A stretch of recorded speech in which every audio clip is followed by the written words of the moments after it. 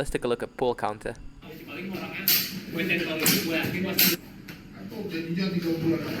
Lo main nggak? Ah, So what is a pull counter? Well, what it is not, I don't think it's a term derived in HEMA. I don't think there's any historical text. It's a term I borrowed from boxing. But basically how it works is you stay just outside of punching range or just inside the punching range. Your head right here. You can either drop your hand or have a tight guard, but basically it baits your opponent to smack your head with a jab. And when it happens, there's multiple things you can do, and what's considered as a pull. You can torque your hip like this gentleman right here and let it whiff the air. You can pull back with a footwork. And again, as I said, you can either drop your guard or keep it really tight and move away just enough where it like either like this whiffs the air or like touches your guard just slightly, giving it no feedback and opening up this line for a counter. So how does it translate to HEMA? Well, first of all, in HEMA, you can pull a counter not only baiting using your head but also your limbs, because your limbs is a valid target. Whereas in striking martial art, your limbs is generally like you can strike the hand, but it's not gonna really accomplish much. But anyway. Alright, you can see this exact concept that I'm talking about happening here. I enter measure, this limb is open, he took the bait, he's gonna strike my arm, but again, it's a bait. All I need to do is just lean back slightly, I use a footwork here, and now the blade just whiffs, and setting up the pull counter, I pulled, the line is open, I counted, right there.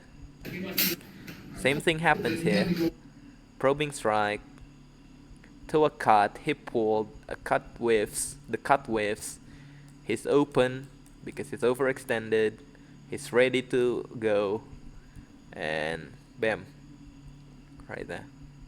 main nggak?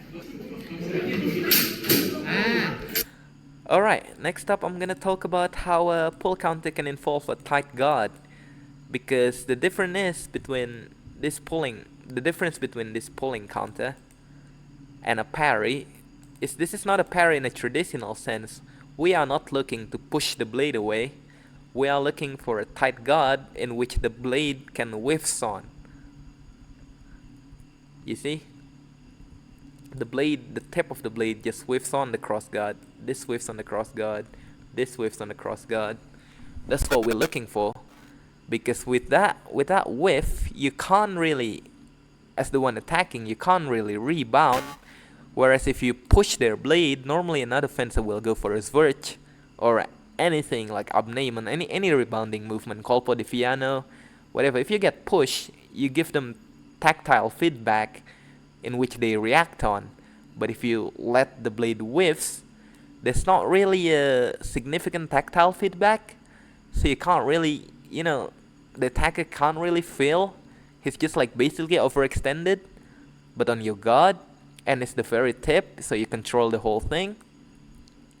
And then, and then you go for the strike. Bam. Alright, my bad. Also you can see two things different happening here.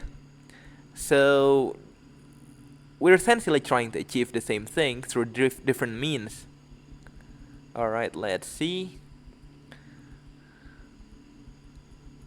Alright, if you don't spot the difference, I will tell you exactly what. Remember when I said that a pull counter can either be done using your hip torque rotation or your footwork or your spine, essentially pulling away from their blade. And now let's see what's happening. I use my footwork, my feet was there, I pull it right there, and then the blade whips right here. And he steps into it, but using the torque to angle the blade diagonally, to which is the same distance, even though the distance in the feet on the left is much closer than my feet on the right. The distance of the blade due to the torque is different. It's the same essentially. The difference is this is more diagonal and this is more linear. And trade-off is trade-off. So with this, he got more pop because of the torque, but also too he got shorter range. Sorry, because of the torque and the planted feet, but also too he got shorter range. And with the footwork, it's more linear. You get longer range, farther exchanges, but also too slower. So you can see, like, I'm a few frame too late compared to the left one. But you see, I get more range, he got more torque and more pop. Same thing happening. He throw a probing strike, you can see from the metal ringing. And a cut to the arm, in which we pull differently again. I use pure footwork. He uses more torque and less movement on the feet. Again, makes it shorter. Mine is a lot longer. More torque. Rotates this way. No torque at all. Linear, diagonal, yada yada. Different advantages. He got more pop. You can see I'm about like 2 frame slower. But when you see the cut line, this is really long, this is a bit shorter. You can see by the feet positioning too. Alright, so what are the disadvantages of doing it? Well, for one, you're gonna get fucking sniped.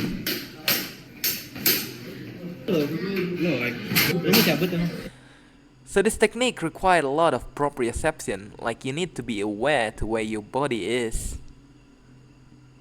in relation to your opponent, in relation to the space that you work on, and it's like you need to be aware of your limbs, the distance, what your opponent is doing, what you are doing, how far do you need to pull, and it happened in a split second, and one mistake, you're gonna get snipped in the arm. So this is a really high risk, high reward technique. But the trade-off is you can hit the dip target, which is usually worth more in a tournament context. But anyway, so how does it look in a prolonged exchange?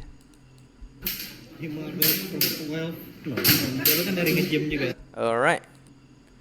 So first a parry, which is too short, and honestly could go for a shield how or a snap back to the head, like with the back of the edge right here. But I don't believe that's the thing he's been working on, so it's not his tendency yet. And as you can see, he's not really feeling comfortable in that range. He pulled out. Okay, he tried to hit. And this is a good position to hit, to be honest, but his feet aren't planted. The structure is weird. Even though he's open, he can't really do anything about it because he's just gonna stumble if he tried. And this is also a problem because, to be honest, he could go for a tight, really tight guard, but it's a panic exchange, so I'll get it. If he stays tight right there, he could just hit this line, which is open, essentially pulling counter. But again, okay, he lips in, and I believe this is where he finds this distance, because when he leaps in, he doesn't really move his feet anymore. He stays planted. So as you can see, he pulled back and he tried to snip his arm, but because he's already planted, this is already a guard, he just pulled it like ever so slightly upward, in which it catches the tip again, opening this line. Alright, let's take a look at this. Alright, it ended in an incident, but again, look, he throws a card. I tried to pull a counter, but I didn't anticipate that this is gonna be like this short, and because I don't use a lot of torque, this is too linear and the blade is just far too close for me to reliably pull a counter. And yeah, I'm not comfortable in that position, so this is a panic attack. Which, look at the bend of this blade. Like I have fucking counted with the flat real bad. Okay, whatever. Anyway, so this is a really ugly parapost in the blade work itself, but when you look at the feet right here, because I'm not comfortable, I tried pulling and he kept leaping, and again, because there's not as much torque, I feel like this is a bit too close for it not to be a double.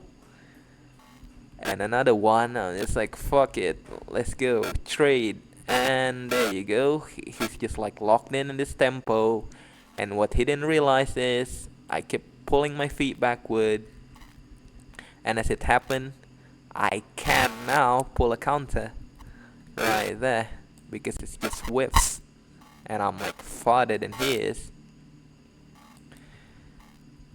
And I didn't expect him to slip.